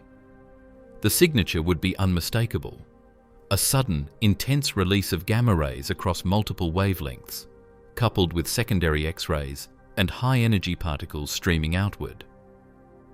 Unlike most GRBs, which are directional due to jet emissions, an antimatter-matter annihilation would likely produce a more isotropic radiation pattern, potentially allowing it to be observed from many points in space. Even smaller-scale interactions could be catastrophic in their own right. Suppose a relatively modest antimatter cloud drifts into a dense molecular cloud, a region filled with hydrogen and helium gas. The annihilation would start at the interface and proceed rapidly as positrons and antiprotons encounter electrons and protons. The resulting gamma-ray emission could sterilize vast regions of interstellar space, breaking apart molecules, stripping electrons, and fundamentally altering the chemistry of the surrounding medium. Life as we know it in nearby systems would be impossible, not because of a direct impact, but because of the intense radiation environment created by annihilation. Another consideration is the cumulative effect over time. Even if antimatter clouds rarely collide with ordinary matter, the long-term interaction with diffuse interstellar gas could slowly erode the cloud while continuously releasing energy. This could explain some of the observed gamma-ray background in the galaxy, particularly if multiple small antimatter pockets are slowly annihilating in regions of relatively low-density matter. In this scenario, antimatter clouds act like ticking cosmic time bombs, radiating energy into space in a manner that is subtle enough to avoid immediate destruction, yet dramatic enough to produce detectable signals over millions of years. The theoretical modeling of such collisions also underscores the limitations of our understanding. Simulations suggest that the dynamics of annihilation are extremely sensitive to the density and composition of the matter involved, the temperature of the environment, and even the magnetic fields present. In some cases, an antimatter cloud could partially shield itself from annihilation through complex magnetic interactions, prolonging its survival and producing a cascade of secondary radiation events rather than a single cataclysmic burst. In other cases, a direct collision could trigger a chain reaction, where the energy released is sufficient to compress nearby clouds of hydrogen to the point of initiating new star formation, or, conversely, dispersing the gas entirely and preventing any stars from forming in that region. It is also worth considering the scale of the energy in astrophysical terms. While a kilogram of antimatter is unimaginably energetic to us, cosmic antimatter clouds, if they exist, could contain tons, thousands of tons, or even more of antimatter, turning every collision with ordinary matter into a truly colossal release of energy. Such events could rival supernovae in their impact on galactic environments, altering the evolution of star systems, reshaping molecular clouds, and perhaps even influencing galactic dynamics over long timescales. In essence, antimatter clouds are not merely exotic curiosities. They are potentially transformative agents within the galaxy, capable of rewriting the energetic landscape wherever they interact with normal matter. The catastrophic potential of such collisions also provides a chilling explanation for why large-scale antimatter might remain hidden. If any massive antimatter regions exist, they are likely isolated from matter-dense regions, or we would have already witnessed the aftermath of their interactions in the form of extraordinarily bright gamma-ray bursts. The absence of such cataclysmic annihilation events in the regions we can observe suggests that the universe has either naturally segregated antimatter from matter, or that antimatter is confined to relatively small clouds, minimizing the probability of catastrophic encounters. This perspective casts the surviving antimatter clouds in a new light. They are not passive remnants drifting harmlessly through space. They are latent reservoirs of energy, potential cosmic bombs whose mere existence is a challenge to the matter-dominated universe we inhabit. Detecting them, measuring their composition, and understanding their behavior is not merely an academic exercise. It is a glimpse into the most extreme possibilities of physics, energy, and cosmic destruction. Each cloud is a testament to the universe's ability to harbor forces that could, in an instant, unleash unimaginable energy, a vivid reminder of both the fragility and the power inherent in the cosmos. The quest to understand antimatter clouds has propelled astrophysicists into a new era of experimental ingenuity, because the evidence we have so far, while compelling, is indirect. Detecting antimatter in the cosmos is inherently difficult, as it cannot be seen directly. Instead, scientists must rely on secondary signatures, primarily gamma rays produced when antimatter particles annihilate with normal matter. While satellites like Integral and Fermi have provided tantalizing glimpses of these signals, their observations leave many questions unanswered. Are the gamma rays truly the result of substantial antimatter clouds, or are they produced by more conventional astrophysical processes? How extensive are these clouds, and what sustains them in a matter-dominated universe? To answer these questions, the next generation of telescopes and detectors is being designed with unprecedented sensitivity and precision, promising to bring the enigma of antimatter into much sharper focus. One of the most exciting avenues of exploration is the continued expansion of space-based gamma-ray observatories. While Integral and Fermi have mapped the gamma-ray sky with remarkable detail, new instruments are being planned to provide higher resolution, broader energy coverage, and better background suppression. These upgrades will allow scientists to pinpoint the locations of annihilation events with far greater accuracy, distinguishing between isolated cosmic ray interactions and genuine antimatter clouds. In particular, high-resolution spectral measurements will help identify the specific 511 kilo-electron-volt line of positron-electron annihilation, reducing the risk of misinterpretation. With these improved observational capabilities, researchers hope to construct detailed maps of antimatter distribution within the Milky Way, revealing not only where these clouds are, but potentially how they are moving and interacting with their surroundings. Complementing space-based efforts, balloon-borne detectors and instruments aboard the International Space Station, such as the Alpha Magnetic Spectrometer, AMS-02, continue to search for high-energy antimatter particles, including anti-helium nuclei and heavier anti-nuclei. Detection of even a few anti-helium atoms in cosmic rays would provide strong evidence for the existence of large-scale antimatter regions, since anti-helium is extraordinarily difficult to produce in ordinary astrophysical processes.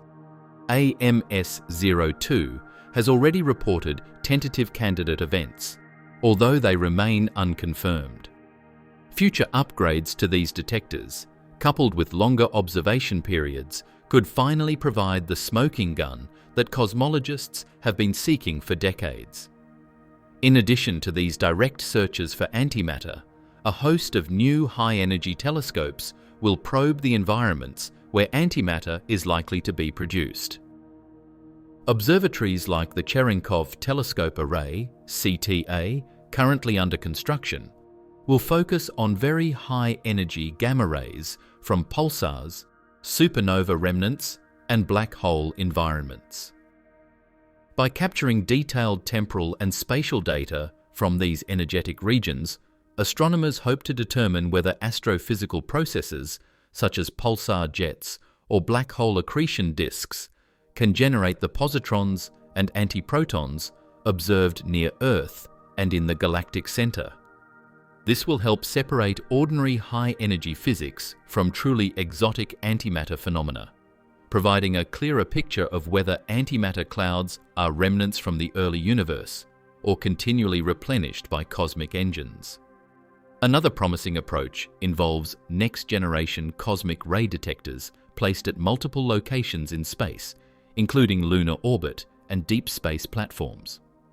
These instruments will extend the search for antimatter beyond the immediate vicinity of Earth, sampling particles from more remote regions of the galaxy. By analyzing the trajectories, energies, and composition of these particles, scientists can reconstruct the likely sources of antimatter and determine whether it originates from nearby pulsars, the galactic center, or other yet unknown processes. Expanding the geographic coverage of antimatter detection is essential because a localized view from near-Earth space cannot reveal the full distribution of these clouds across the Milky Way. Simultaneously, laboratory-based experiments on Earth are pushing the boundaries of antimatter physics, helping to inform and calibrate astrophysical interpretations. Facilities like CERN's antiproton decelerator are creating, trapping, and studying antimatter in unprecedented detail. By understanding how antimatter behaves under various conditions, how it interacts with magnetic fields, how it cools, and how it annihilates when contacting normal matter, physicists can refine the models used to interpret cosmic observations. This synergy between laboratory and observational science is crucial. Without precise knowledge of antimatter behavior on small scales, it is impossible to reliably extrapolate to the massive clouds potentially drifting through the galaxy. Future experiments also aim to explore the connection between antimatter and dark matter, one of the most speculative but compelling hypotheses. Certain theoretical models suggest that collisions or decay of dark matter particles could produce positrons as byproducts, contributing to the signals we observe in gamma-ray spectra. Upcoming instruments capable of measuring subtle features in high-energy radiation may provide indirect evidence supporting or refuting these theories. For example, detecting a correlation between dark matter-rich regions and localized antimatter signatures would revolutionize both particle physics and cosmology, tying together two of the greatest mysteries of the universe. Ambitious concepts such as interstellar probes capable of venturing beyond the solar system and directly sampling interstellar gas offer the prospect of finally measuring antimatter clouds up close. While this remains a long-term goal, the potential payoff is enormous. Direct sampling could reveal the density, composition, and structure of these clouds, confirming their existence beyond any doubt. Coupled with improved gamma-ray observations, cosmic ray analysis, and laboratory experiments, this would allow scientists to build a comprehensive model of antimatter in the galaxy, answering questions that have lingered for nearly a century. The combination of these upcoming missions and experiments represents a multi-pronged assault on one of the universe's most perplexing mysteries. Each detection method, whether observing gamma rays, cosmic rays, or particle interactions in the lab, contributes a vital piece to the puzzle. The hope is that, by integrating these diverse sources of data, scientists will not only confirm whether antimatter clouds are real, but also unravel the mechanisms that produce and sustain them. Success in this endeavor would mark a monumental leap in our understanding of the cosmos, revealing how antimatter can persist in a universe dominated by matter, and potentially uncovering new physics that reshapes our view of reality itself. The implications extend beyond academic curiosity. Confirming the existence of antimatter clouds could illuminate the processes that govern the early universe, provide clues about the elusive nature of dark matter, and inform our understanding of high-energy cosmic phenomena. Each piece of evidence we gather brings us closer to answering questions that have persisted since the dawn of physics. How did the universe decide in favor of matter? Where has antimatter been hiding all this time? And how do these enigmatic clouds fit into the grand tapestry of cosmic evolution? With the next generation of experiments, we may finally move from speculation to understanding, revealing a universe far stranger and more wondrous than we have ever imagined. As we reach the conclusion of this cosmic journey, it becomes clear that antimatter clouds are far more than just a curious astrophysical anomaly. They are a profound challenge to our understanding of reality itself. The laws of physics, as we have long understood them, suggest that antimatter should have been almost entirely annihilated in the moments after the Big Bang, leaving the universe dominated by matter. Yet, against all odds, traces of antimatter persist, from the delicate belts of positrons near Earth to the mysterious gamma-ray signals emanating from the galactic center. These clouds float silently through the cosmos, a ghostly reminder that the universe does not always obey our expectations, that it has secrets it refuses to yield easily. The existence of these clouds forces us to confront the limits of our knowledge. They sit at the intersection of astrophysics, cosmology, and particle physics, reminding us that every answer we uncover seems to lead to a deeper, more complex question. Are these clouds relics of the early universe, survivors of the primordial struggle between matter and antimatter? Are they continuously generated by pulsars, black holes, or even the elusive dark matter? Or do they hint at something far stranger, vast regions of the cosmos where antimatter reigns, hidden from view, waiting for the rare and catastrophic moment when it brushes against the matter we see? In contemplating antimatter clouds, we also confront a humbling truth. The universe is far more unpredictable than our models suggest. Its behavior cannot be fully anticipated, and it often defies the neat explanations we construct. This unpredictability is not a flaw in science, but a testament to the richness and vastness of reality. Each observation, each gamma-ray flash, each positron detected is a reminder that the cosmos is alive with phenomena that challenge the very framework of our understanding. Ultimately, the persistence of antimatter clouds embodies the tension between what we think we know and what the universe chooses to reveal. They are proof that nature operates on principles that can surprise even the most careful theorist, that the cosmic story is still being written, with chapters that may overturn the assumptions we hold most dear. Antimatter clouds shouldn't exist, and yet here they are, drifting across the galaxy, silently asserting that the universe is more mysterious, more unpredictable, and more wondrous than we can ever fully grasp. They compel us to remain curious, to question, to explore, and above all, to marvel at a cosmos that continues to break its own rules, inviting us to follow wherever its enigmas may lead. This video is for educational or entertainment purposes only, and information provided in the video may be incorrect. Like the video and subscribe to the channel for more such amazing videos.